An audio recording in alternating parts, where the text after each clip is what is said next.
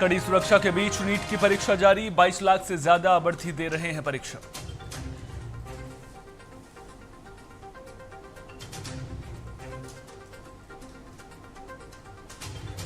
PM Modi ने देश को समर्पित किए 3 युद्धपोत, स्वदेशी वॉरशिप से अभेद्य होगी भारत की समुद्री सीमा।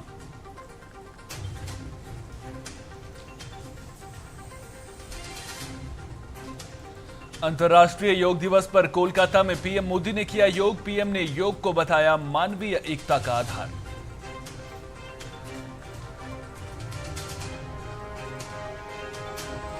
बुंदेलखंड के दौरे पर सीएम योगी आदित्यनाथ, महोबा को दी विकास कार्यों की बड़ी सौगात, सड़क, पेयजल, शिक्षा और स्वास्थ्य पर फोकस।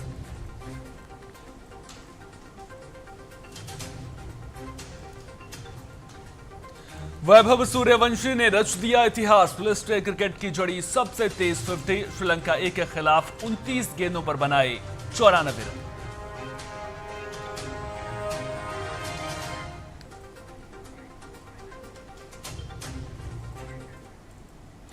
नमस्कार, बहुत स्वागत आप सभी का टीएनपी न्यूज पर। हमारा उत्तर प्रदेश लेकर आपके साथ हाजिर हूं मैं, सोहन सिंह। मुख्यमंत्री योगी आदित्यनाथ ने महोबा में विकास कार्यों की बड़ी सौगात देते हुए करीब 697 करोड़ रुपए से ज्यादा लागत की 88 विकास परियोजनाओं का लोकार्पण और शिलान्यास किया। इस मौके पर जिले के बुनियादी ढांचे, कनेक्टिविटी, पेयजल, शिक्षा, स्वास्थ्य और शहरी विकास से जुड़ी कई महत्वपूर्ण योजनाओं को आगे बढ़ाया गया। कार्यक्रम के दौरान मुख्यमंत्री ने कहा कि सरकार का लक्ष्य बुंदेलखंड क्षेत्र को विकास की मुख्यधारा से जोड़ना है और इसके लिए लगातार बड़े पैमाने पर निवेश किया जा रहा है। इन परियोजनाओं में सड़क निर्माण और चौड़ीकरण, ग्रामीण संपर्क मार्गों का सुधार, नलकूप और पेयजल आपूर्ति योजनाएं, स्कूल भवनों का निर्माण और उन्नयन और स्वास्थ्य सुविधाओं का विस्तार शामिल है। हमारा प्रयास होना चाहिए, जब महोबा महोत्सव हो, एक सप्ताह का कार्यक्रम पहले स्थानीय स्तर पर, फिर जनपद स्तर पर, फिर बुंदेलखंड स्तर पर, फिर राज्य और राष्ट्रीय स्तर की प्रतियोगिता हो। इस पहाड़ी पर चढ़ने के लिए एडवेंचर टूरिज्म के एक नए केंद्र के रूप में गोरखगिरी बने, यहां पे रेस्टोरेंट बने, होटल्स बने, व्यापक संभावनाओं को आगे बढ़ाने का कार्य हो।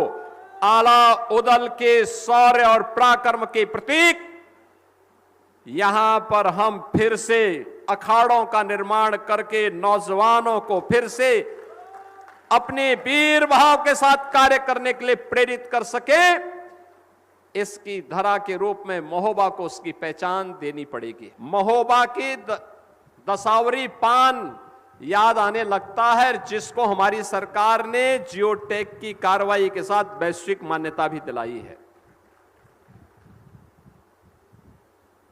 यानी यहां पे पैदा होने वाला, जो यहां पैदा होता है वह कहीं और जगह उसका स्वाद नहीं है, उस प्रकार की पान की उसमें पहचान नहीं है जो महोबा में खूबी है। माटी का प्रभाव होता है और उस माटी के प्रभाव के लिए आज आप सबने अपने आप को तैयार किया है और आज इसीलिए 700 करोड़ रुपए की परियोजनाओं की सौगात महोबा को एक बार फिर से प्राप्त हो रही है। आप सबको मैं इस अवसर पर बधाई देता हूं, अपनी शुभकामनाएं देता हूं। मुख्यमंत्री योगी आदित्यनाथ ने महोबा जिले में स्थित पौराणिक और धार्मिक महत्व वाले स्थल महोबा के गोरखगिरी पर्वत पर स्थित गुरु गोरखनाथ की तपोस्थली पर पहुंचकर विधिवत पूजा अर्चना की। यह स्थान योगी मठ और नाथ संप्रदाय के प्रमुख संत गुरु गोरखनाथ से जुड़ा हुआ माना जाता है और इसे आध्यात्मिक दृष्टि से अत्यंत पवित्र माना जाता है। जानकारी के मुताबिक सीएम योगी का यह दौरा धार्मिक आस्था के साथ साथ क्षेत्रीय विकास और पर्यटन को बढ़ावा देने के दृष्टिकोण से भी महत्वपूर्ण माना जा रहा है।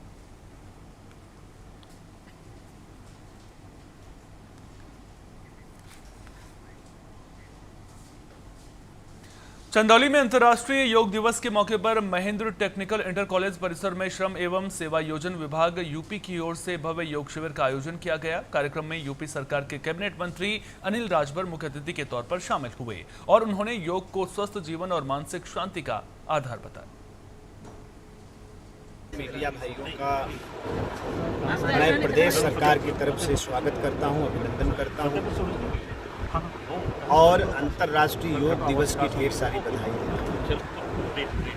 आप जानते हैं कि आज अंतर्राष्ट्रीय योग दिवस है और पूरी दुनिया का नेतृत्व आज भारत कर रहा है और हमारे श्रद्धेय प्रधानमंत्री श्री मोदी जी कर रहे हैं।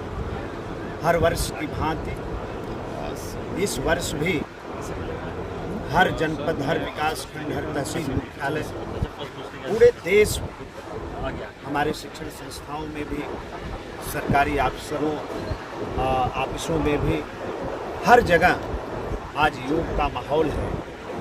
और मैं रास्ते में आ रहा था और सोशल मीडिया के माध्यम से मैं देख रहा था कि क्या जल, क्या नभ, क्या थल, हर जगह लोग योग से अपने आप को जोड़ रहे हैं और नए तरीके से योग करके लोगों को प्रेरित करने का काम कर रहे हैं। यहाँ आज बहुत अच्छा कार्यक्रम हुआ। हमारे प्रदेश सरकार के बहुत ही वरिष्ठ अधिकारी अभय राव साहब इसके नोडल अधिकारी। प्रयागराज में अंतर्राष्ट्रीय योग दिवस के अवसर पर हंडिया थाना परिसर में योग कार्यक्रम का आयोजन किया गया। कार्यक्रम की अध्यक्षता सहायक पुलिस आयुक्त ने की। इस दौरान थाना प्रभारी समेत पुलिस अधिकारियों और कर्मचारियों ने सामूहिक योगाभ्यास में हिस्सा लिया। योग प्रशिक्षकों ने आपको बता दें कि मार्गदर्शन दिया, विभिन्न योगासन और प्राणायाम कराए।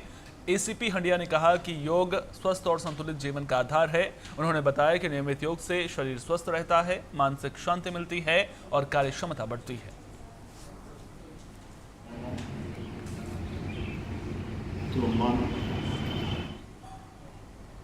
योग दिवस के अवसर पर बिजनौर के नेहरू स्टेडियम बिजनौर में भव्य योग कार्यक्रम का आयोजन किया गया। कार्यक्रम में मंत्री कपिल देव समेत जनप्रतिनिधि, अधिकारी और बड़ी संख्या में नागरिक शामिल हुए। लोगों ने सामूहिक योगाभ्यास करके स्वस्थ जीवन का संदेश दिया और योग को दैनिक जीवन में अपनाने का संकल्प लिया। जनपद में नेहरू स्टेडियम में हम लोगों ने योग दिवस का आयोजन किया है। शासन के निर्देश भी थे और प्रतिवर्ष इसका आयोजन होता है। माननीय प्रभारी मंत्री जी हमारे जनपद के, उन्होंने इस प्रोग्राम में प्रतिभाग किया है। साथ में सदर विधायक मैडम है हमारी और अन्य जनप्रतिनिधिगण हमारे उपस्थित रहे। आसपास के स्कूल कॉलेजेस के बच्चे, बहुत सारे एसोसिएशन से जुड़े हुए लोग और स्टेडियम में जो निरंतर प्रतिदिन आते हैं, उन लोगों ने भी आज प्रतिभागिता अपनी जो है यहाँ सुनिश्चित कराई। माननीय प्रधानमंत्री जी का टेलीकास्ट भी आज के दिन हम लोगों ने यहाँ पर टेलीकास्ट के माध्यम से, स्क्रीन्स के माध्यम पर सभी लोगों को सुनवाया है। बहुत अच्छा कार्यक्रम आयोजित हुआ है। साथ ही साथ बराज पर शीश महल गेस्ट हाउस के पास में, वहां पर भी हमारे जनपद के नोडल अधिकारी श्री आशुतोष निरंजन जी, जो परिवहन आयुक्त हैं, वो जनपद में आए हुए हैं। बिजनौर जनपद में आज 12वां अंतर्राष्ट्रीय योग दिवस आदरणीय प्रधानमंत्री श्री नरेंद्र मोदी जी की प्रेरणा से बहुत ही शानदार तरीके से आयोजित हुआ। हमारे समस्त जनप्रतिनिधि, जिलाधिकारी, एसपी, सभी शिक्षक, सभी विद्यार्थी, सामाजिक संस्थाएं, योगा से जुड़े बहुत सारे क्लब, सबने मिलकर इस कार्यक्रम बहुत तरीके से, सुंदर तरीके से किया और मुझको भी यहाँ पर रहने का अवसर मिला। और योग का कार्यक्रम जो आज की थीम है, योगा फॉर हेल्दी एजेस, जो बढ़ती उम्र है उसमें योग का प्रभाव, उसकी दृष्टि से प्रधानमंत्री ने बहुत सुंदर उद्बोधन भी सबको किया। और मैं चाहूँगा कि प्रतिदिन लोग योग करें, योग से जुड़ें। योग एक जीवन का एक ऐसा मंत्र है जो व्यक्तिगत जीवन में काम आता है। योग दिवस के अवसर पर कानपुर के ग्रीन पार्क स्टेडियम में भव्य योग कार्यक्रम का आयोजन किया गया। कार्यक्रम में मंत्री राकेश सचान, सांसद रमेश अवस्थी और कई विधायक और अधिकारी शामिल हुए। साथ ही बड़ी संख्या में नागरिकों ने योगाभ्यास कर स्वस्थ जीवन का संदेश दिया। प्रशासन ने योग को दैनिक जीवन का हिस्सा बनाने की अपील की।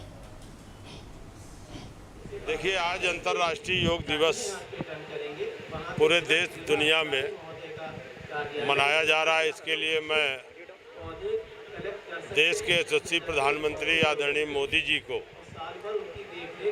हार्दिक बधाई, शुभकामनाएं देता हूं कि 2014 में अंतर्राष्ट्रीय मंच पर उन्होंने इस प्रस्ताव को, योग दिवस के प्रस्ताव को रखा और पूरे दुनिया के 177 देशों ने सर्वसम्मत से इस प्रस्ताव को पास किया 2014 से।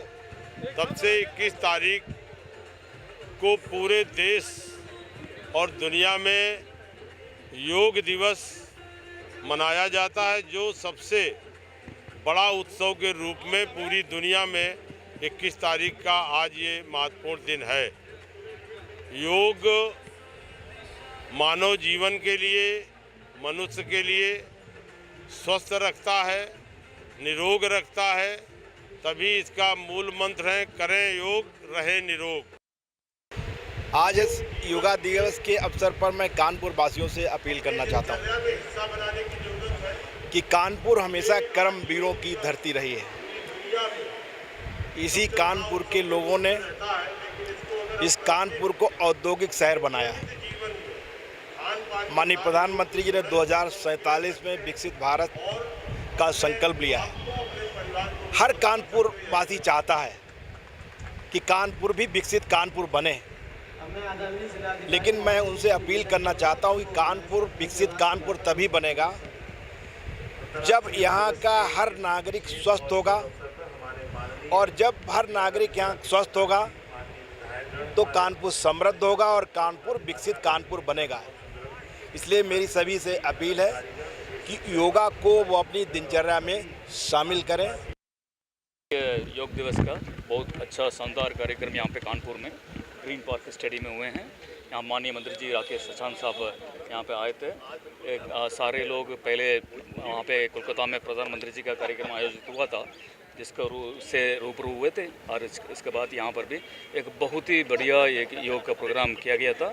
और मैं समझता हूँ इस प्रकार लोग अपने योग को अपने डेली एक्टिविटीज़ में लेके आना है, वो आने पर मानसिक रूप से भी शारीरिक रूप से भी बहुत अच्छे महसूस करेंगे।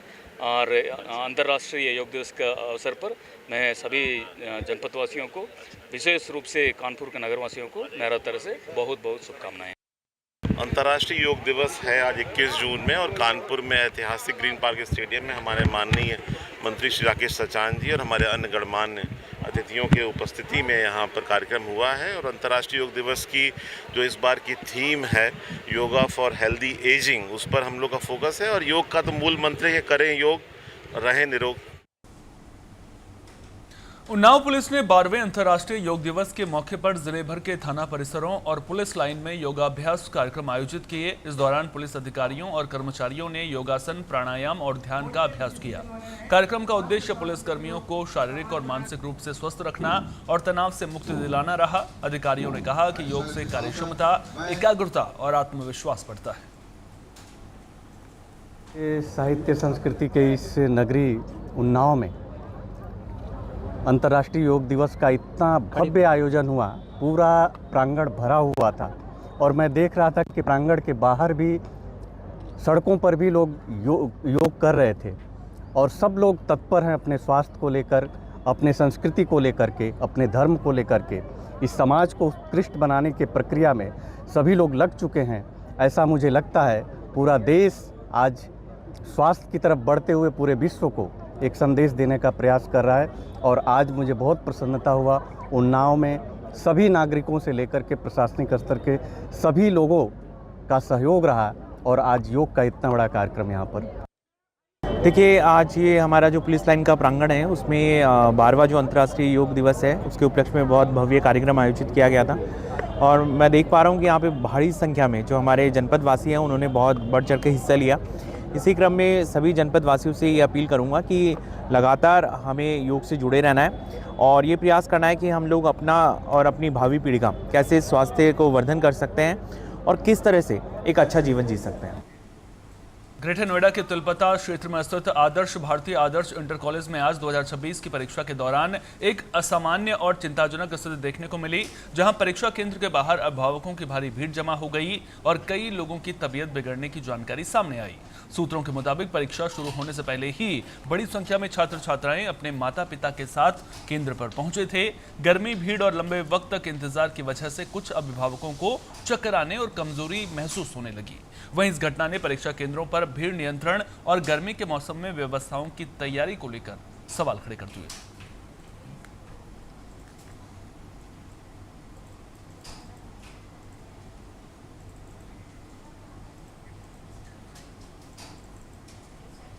बदायूं में आज नीट यूजी की परीक्षा कड़े सुरक्षा इंतजामों के बीच शुरू हुई। बता दें कि जिले में परीक्षा के लिए 6 केंद्र बनाए गए हैं। नकल रोकने और परीक्षा को निष्पक्ष बनाने के लिए प्रशासन ने विशेष व्यवस्था की है। सभी केंद्रों पर मजिस्ट्रेट तैनात किए गए हैं। प्रशासन का कहना है कि परीक्षा को शांतिपूर्ण और सफल तरीके से संपन्न कराने के लिए सभी जरूरी तैयारियां पूरी की गई हैं।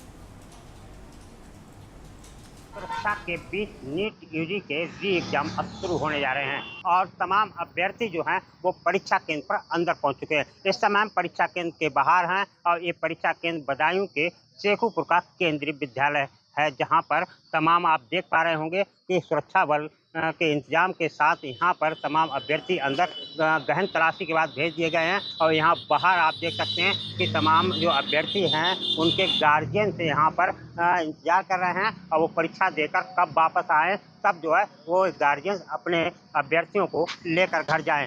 वहीं हम बात करेंगे कि तमाम जो अभ्यर्थी हैं उनके गार्जियन हैं, उनसे बात करेंगे। भैया क्या नाम है आपका? मेरा नाम हृदय कुमार। कहाँ से आए? हम उजानी से आए। उजानी से। आपका कोई अभ्यर्थी? हाँ, मेरा बेटा है। बेटा है। किस तरह की तैयारियां हैं? खूब बढ़िया तैयारियां, पहले भी बहुत बढ़िया तैयारी की थी। अच्छा, पहले भी बढ़िया तैयारी की थी।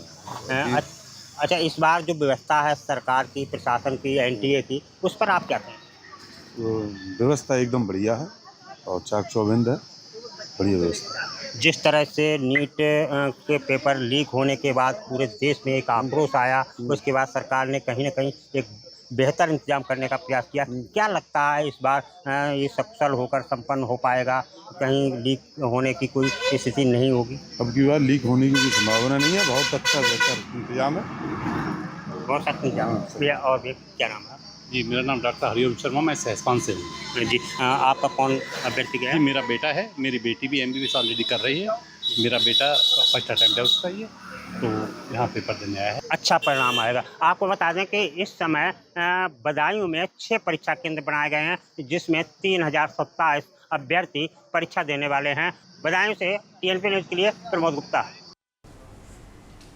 मेरठ के थाना कोतवाली क्षेत्र स्थित एक बिरयानी रेस्तोरां में एक दंपत्ति का बैग चोरी हो गया। बैग में करीब 2 लाख रुपए और कुछ जरूरी कागजात रखे हुए थे।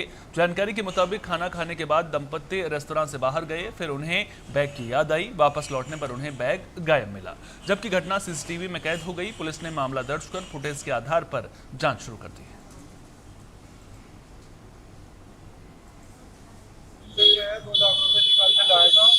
दरवाजे मेरे साथ में थी, उसके पर्स में रखे हुए थे। उसकी तबीयत खराब थी, इस वजह से बस उसे यहाँ पर खाना खिलाया। सुबह से कुछ खा नहीं था, तो इस वजह से जो है यहीं पे भूल गए पर्स। अच्छा, तो यहाँ पे एक लेडीज एक जेंट्स थे, वो खाना खा रहे थे हमारे साथ। बाद में वो उठा के लेकर गया, एम्बुलेंस से निकाले थे अपना PNB बैंक से। ये कपड़े का काम है, तो कुछ मटेरियल वगैरह आता है हमारे, उसकी पेमेंट करनी थी हमें। बहराइच के नानपारा कोतवाली क्षेत्र के गोकुलपुर गांव में सरयू नदी में नहाने गए 5 युवकों में से 2 युवकों की डूबने से मौत हो गई। मृतकों की पहचान विवेक कुमार वर्मा और अतुल कुमार वर्मा के रूप में हुई है, जबकि एक अन्य युवक का इलाज निजी अस्पताल में चल रहा है।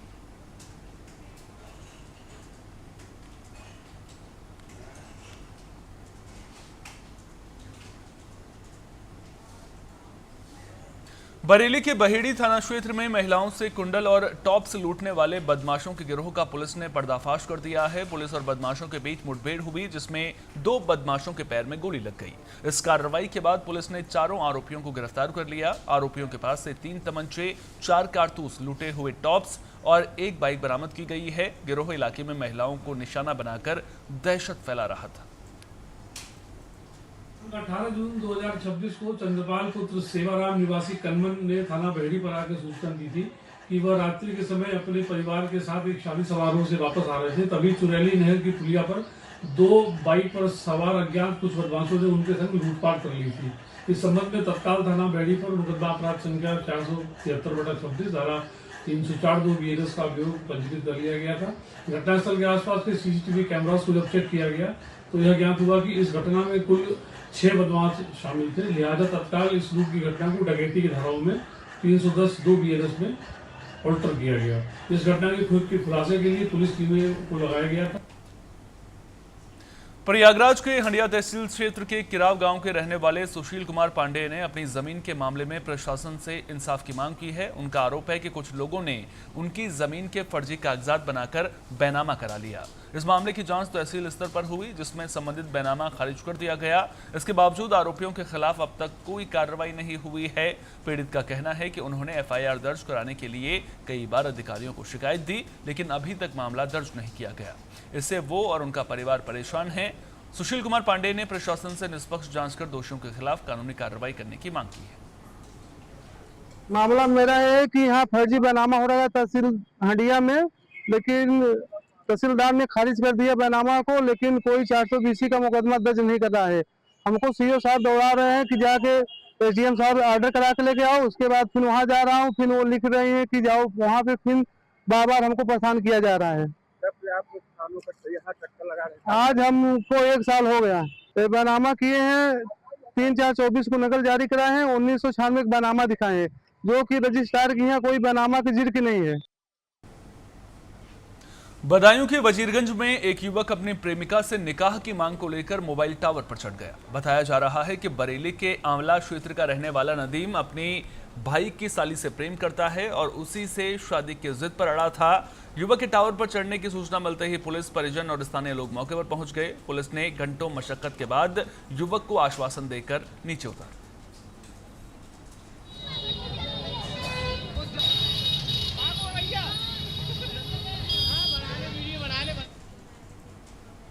बदायूं के मिर्जापुर गांव में हाई टेंशन लाइन की चपेट में आने से एक महिला की मौत हो गई। जानकारी के मुताबिक 11,000 वोल्ट के विद्युत लाइन के संपर्क में आने से घटना हुई। पुलिस ने शव को पोस्टमार्टम के लिए भेज दिया है। परिजनों और ग्रामीणों ने बिजली विभाग पर लापरवाही का आरोप लगाया है।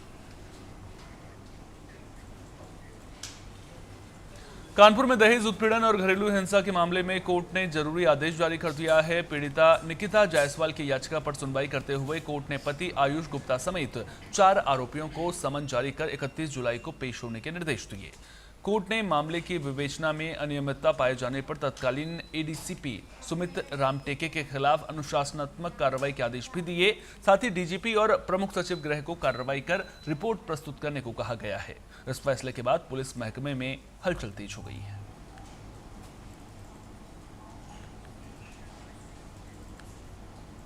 जालौन के रामपुरा थाना क्षेत्र के पचोखरा गांव में अज्ञात चोरों ने एक सोने घर को निशाना बनाकर लाखों रुपए के सोने चांदी के जेवरात और नकदी चोरी कर ली। घटना के बाद पीड़ित को सूचना मिली तो वो गांव पहुंचा और पुलिस को शिकायत दी। पुलिस ने मामला दर्ज कर जांच शुरू कर दी है, लेकिन अभी तक चोरों का कोई सुराग नहीं मिल सका है। सब चोरी हुई। हम तो यहाँ रहते नहीं थे, हम बाहर रहते थे राजपुर में। हाँ, तो हमको यहाँ हमारे काका है, तो काका ने बोला कि यहाँ दरवाजा तुम्हारा खुला है। तो हम दरवाजा क्यों खोला, दरवाजा बंद करके आया। पर थोड़ी देर बाद बोला वो अंदर से धूप आ रही है बाहर से। तो हमने धूप आ रही है तो धूप क्यों आ रही है, मैं दरवाजा बंद करके आया। बोले तुम्हारा दरवाजा खुला दिख रहा है। थोड़ी देर बाद बोले कि वो भी तुम्हारा दरवाजा खुला है। तो वो भी दरवाजा देखा तो वो दरवाजे खुला है, तुम्हारे में सीपें खुली दिख रही है। तो हमने सीप खुली दिख रही है और आगे जाके देखो तो उन्होंने वहाँ देखा तो दोनों सीप खुली पड़ी है। बोले हाँ, इतने में जी सब लोगों को बताया है तो सब लोग आके उसमें देखने लगे। तो हमारा तो सुनते ही हमारा तो दिमाग खराब हो गया। हमने हमारी जो जिंदगी भर की मैंने कमाई है 30 वर्ष की, हमारे वो सब खत्म हो। फिलहाल के लिए इतना ही। लगातार बने रहिए टीएनपी न्यूज के साथ। नमस्कार।